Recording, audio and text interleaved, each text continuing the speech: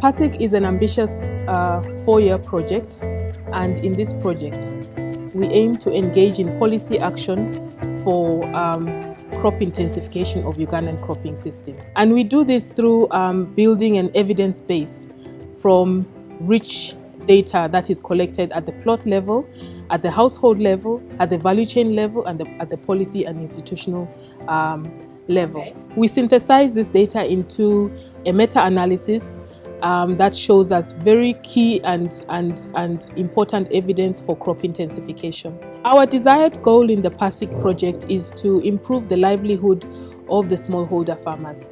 We are working in 2 areas of Uganda, in southwestern Uganda, Kabale, Kisoro and Kanungu, and then we are also working in Bujiri, Butaleja and Tororo. And these are Irish potato growing areas and rice growing areas. I'm the leading agronomist on the PASIC project. We do research on collecting data in identifying constraints to agricultural intensification at farmer or plot level. Data has been collected for 2 cropping seasons, that's 2014B and 2015A, and that has been successfully collected from the 2 crop seasons, and now we are at the stage of data entry, cleaning and analysis running concurrently. I work with IFPRI as a research assistant on the PASIC project in particular. I've been working on the socioeconomic dataset, managing its entry, cleaning, and right now with all those phases done with a classic dataset that we believe is really good.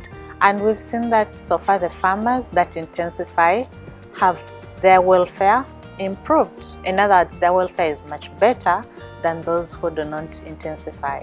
The interesting result from the study so far shows that the major limiting constraint to intensification is seed in the potato sector, where farmers who are using improved seed are getting twice the yield of those who are using local seed. The information that we are collecting will be used as evidence for stimulating action in agricultural policy, relevant agricultural policies to intensification. So I'm a policy expert and I sit at the Ministry of Agriculture, which is actually a very core, implementing partner in this project, because, policy formulation is actually, in the mandate of government and basically the Ministry of Agriculture to do policy formulation. Under PASIC, we do have 3 components at MAIF which we support: capacity building, zone investment plans, and policy action. We've so far supported the ministry in seed policy formulation process. We've validated the seed policy and strategy, and so far the seed policy is before top management. So we are specifically working on trying to advance policies such as the fertilizer policy, seed policy and extension policy along the policy cycle. So under development of the zone investment plan, so far we've developed a strategy that is going to guide the ministry to develop these 2 plans. And these 2 plans actually are in the rice value chain and Irish potato value chain.